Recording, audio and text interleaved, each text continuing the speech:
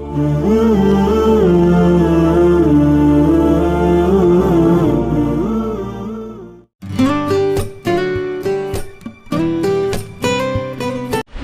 साहब, मैं कांति भाई गांधी, चेयरमैन सास्पीरा पावरलूम सेंटर।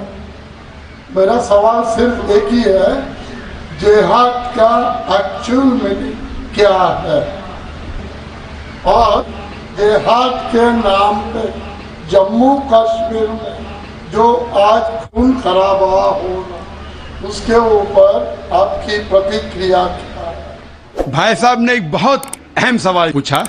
आज की तारीख में सबसे बदनाम लफ्ज इस्लाम में है, वो है लफ्ज जिहाद। और जिहाद के बारे में सबसे ज्यादा गलतफहमी है, सिर्फ गैर मुसलमानों को नहीं, मुसलमानों को भी।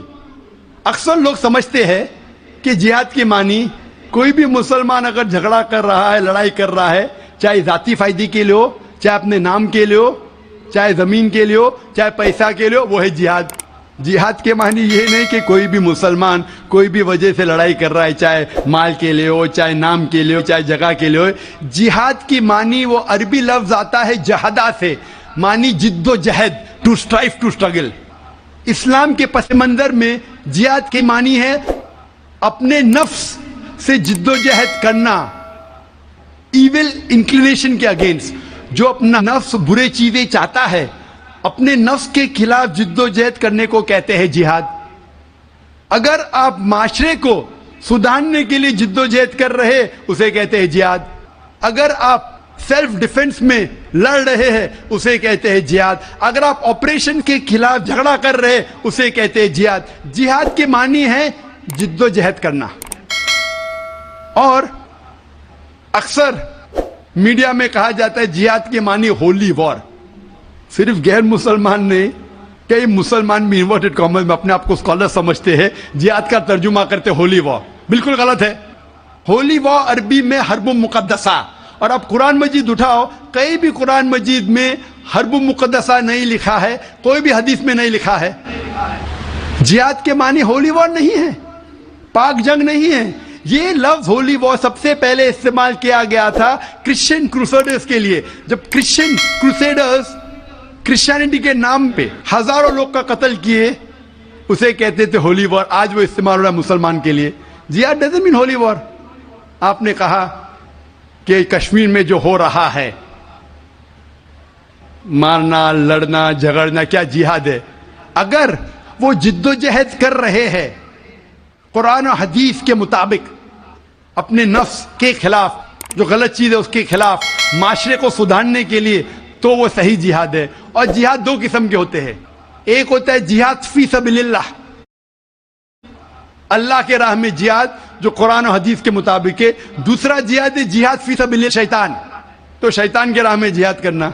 जिद्दोजहद कर रहे माशरे को बिगाड़ने के लिए, उसे कहते हैं जिहाद फी सबीलिल्लाह शैतान। हर मुसलमान को करना चाहिए जिहाद फी सबीलिल्लाह, जिद्दोजहद कुरान और सही हदीस के मुताबिक। कश्मीर में क्या हो रहा है, मैंने कोई इंटरव्यू लिया नहीं उनका, जो मैं प्रेस में सुनता हूं, मैं इसकी तहकीक नहीं किया हूं। कुरान में लिखा है सूरह हुजुरात में, सूरह नंबर 49 आयत नंबर 6 में, जब भी कोई मालूमात आप तक पहुंचती है, उसकी तहकीक करो तीसरे को पहुंचाने के पहले। मैं तहकीक नहीं किया हूं, इसलिए कह नहीं सकता हूं कौन सा जिहाद है।